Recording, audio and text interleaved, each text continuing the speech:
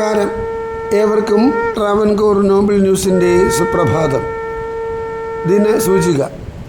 ഇന്ന് കൊല്ലവർഷം 1201, കുംഭം 9, ക്രിസ്തുവർഷം 2026, ഫെബ്രുവരി 21, ശനിയാഴ്ച. സൂര്യോദയം രാവിലെ 6:42. രേവതി നക്ഷത്രം. ഉച്ചയ്ക്ക് 1:01 വരെ ശുക്ലപക്ഷ ചതുർത്ഥി തിഥി, ശേഷം പഞ്ചമി. ഇന്നത്തെ രാഹുകാലം രാവിലെ 9:38 മുതൽ 11:06 വരെ. ഉത്തരായണകാലം, ശിശിര ഋതു. ഇന്ന് സൂര്യൻ അസ്തമിക്കുന്നത് വൈകുന്നേരം 6:28. ഏവർക്കും ഞങ്ങളുടെ ശുഭദിനാശംസകൾ.